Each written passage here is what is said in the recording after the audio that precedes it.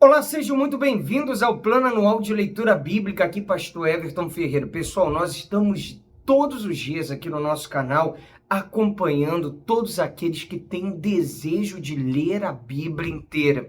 Se você está aqui e diz, puxa pastor, eu tenho um desejo no meu coração de conseguir ler a Bíblia inteira, mas sempre, devido à correria do dia a dia, eu vou deixando esse desejo mais para frente, eu não vou cumprindo esse desejo e muitas vezes essa determinação que eu falo, olha, esse ano eu vou ler a Bíblia toda, ou essa semana eu vou começar a leitura da Bíblia inteira. Eu vou lendo trechos, eu vou lendo versículos, capítulos, talvez até livros da Bíblia, mas nunca a Bíblia inteira.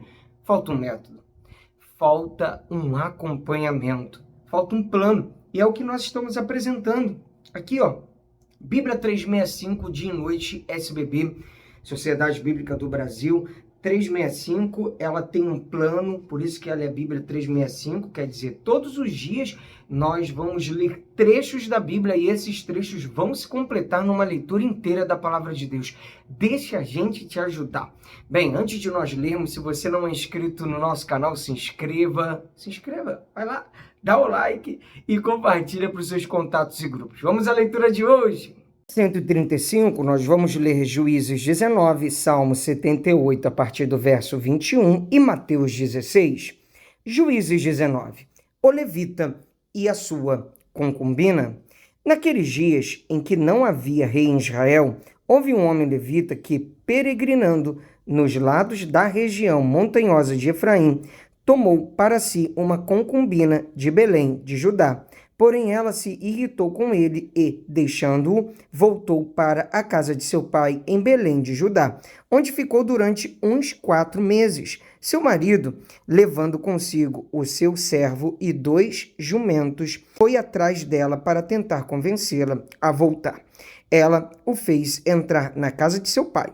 Este, quando viu o levita, saiu alegre a recebê-lo. O sogro, o pai da moça, convenceu o levita a ficar com ele durante 3 dias. Comeram, beberam e o casal se alojou ali. No 4º dia, madrugaram e se levantaram para partir. Mas o pai da moça disse a seu genro: coma alguma coisa para você ter mais força para a viagem. Depois disso, vocês podem ir embora. Os 2 se sentaram, comeram e beberam juntos. Então o pai da moça disse ao homem: por favor, fica aqui mais uma noite e alegre o seu coração. Quando o homem se levantou para partir, o seu sogro insistiu para que ficasse.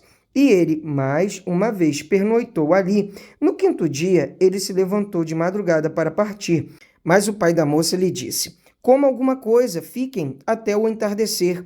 E ambos comeram juntos. Então o homem se levantou para partir, ele, a sua concubina, e o seu servo. Mas o sogro dele, o pai da moça, lhe disse: olhe, está ficando tarde e a noite vem chegando.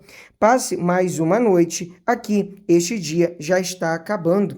Passe aqui a noite e alegre o seu coração. Amanhã de madrugada vocês podem se levantar e viajar de volta para casa.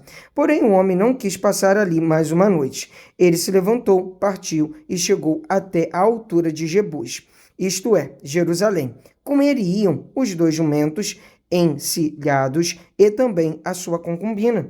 Quando chegaram perto de Jebus, o dia já estava chegando ao fim. Então o servo disse ao seu senhor: venha, vamos sair da estrada e entrar nessa cidade dos Jebuseus e passemos ali a noite. Porém o seu senhor lhe disse: não vamos entrar em nenhuma cidade estranha que não seja dos filhos de Israel.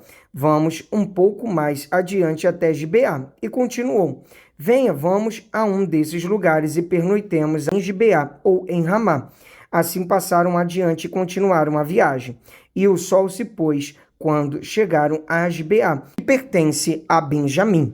Saíram da estrada para entrar em Gibeá, a fim de nela passarem a noite. O levita entrou e se sentou na praça da cidade, porque não houve quem os recolhesse em casa para ali pernoitarem. Eis que, ao anoitecer, um homem velho estava voltando do seu trabalho no campo. Ele era da região montanhosa de Efraim, mas morava em Gibeá. Os outros habitantes do lugar eram benjamitas. Quando o velho ergueu os olhos e viu o viajante na praça da cidade, perguntou: para onde você está indo e de onde você vem? O levita respondeu: estamos viajando de Belém de Judá para os lados da região montanhosa de Efraim, de onde sou. Fui a Belém de Judá e agora estou de viagem para a casa do Senhor.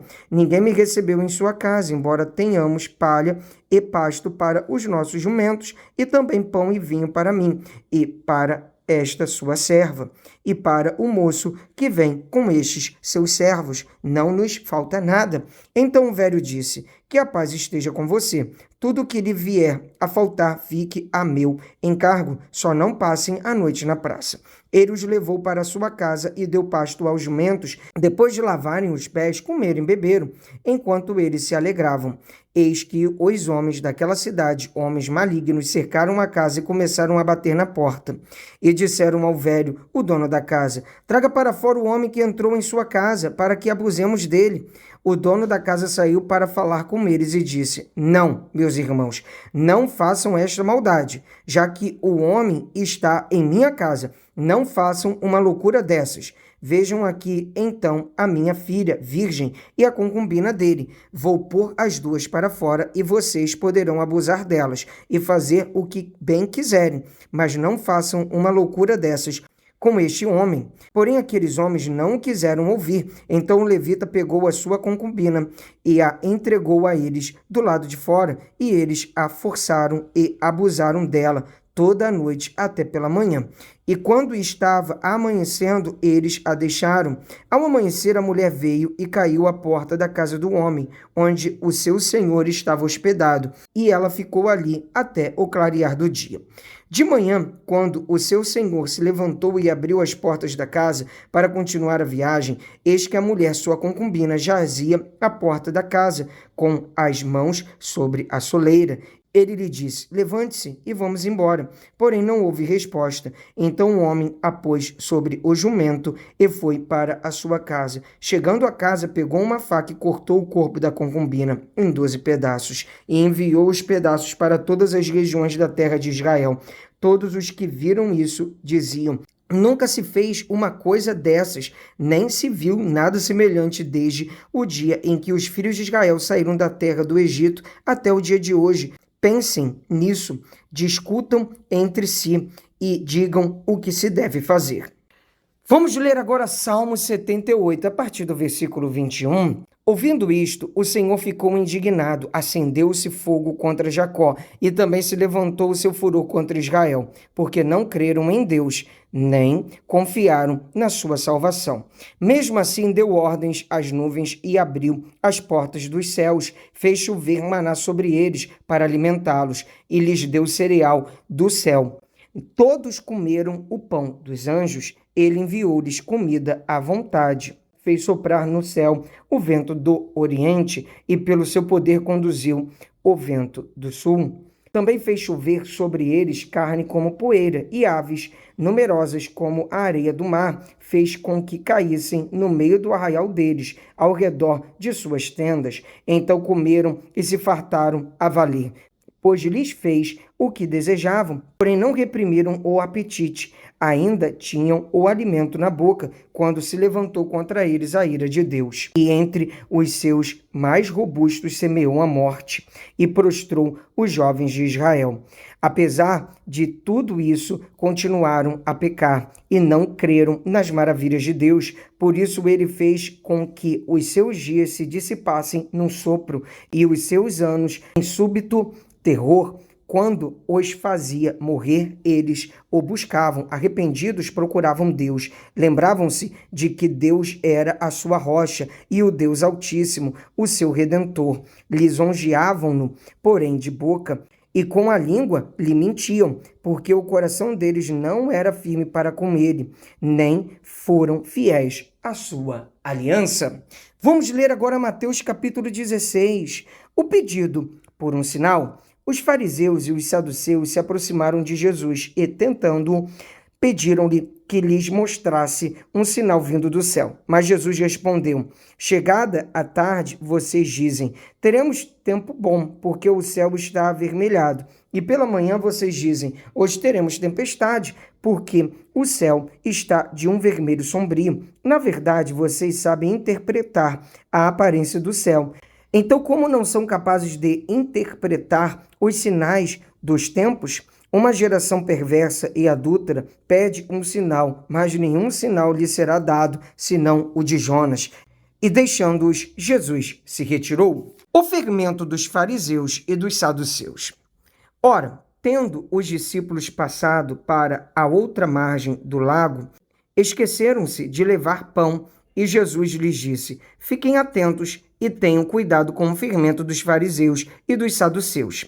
Eles, porém, começaram a discutir entre si, dizendo: ele diz isso porque não trouxemos pão. Jesus percebeu isso e perguntou: por que estão discutindo entre vocês, homens de pequena fé, sobre o fato de não terem pão? Vocês ainda não percebem, nem se lembram dos 5 pães para 5.000 homens e de quantos cestos vocês recolheram? Nem dos 7 pães para os 4.000 e de quantos cestos vocês recolheram? Como não compreendem que eu não estava falando com vocês a respeito de pães? Tenham cuidado com o fermento dos fariseus e dos saduceus. Então entenderam que Jesus lhes tinha dito que tivessem cuidado não com o fermento usado no pão, mas com a doutrina dos fariseus e saduceus. A confissão de Pedro. Indo Jesus para a região de Cesareia de Filipe, perguntou a seus discípulos: quem os outros dizem que é o Filho do Homem? E eles responderam: uns dizem que é João Batista, outros dizem que é Elias e outros dizem que é Jeremias ou um dos profetas. Ao que Jesus perguntou: e vocês, quem dizem que eu sou? Respondendo, Simão Pedro disse: o Senhor é o Cristo, o Filho do Deus vivo. Então Jesus lhe afirmou: bem-aventurado é você, Simão Barjonas, porque não foi carne e sangue que revelaram isso a você, mas meu Pai que está nos céus. Também eu lhe digo que você é Pedro, e sobre esta pedra edificarei a minha igreja, e as portas do inferno não prevalecerão contra ela. Eu lhe darei as chaves do reino dos céus. O que você ligar na terra terá sido ligado nos céus, e o que você desligar na terra terá sido desligado nos céus.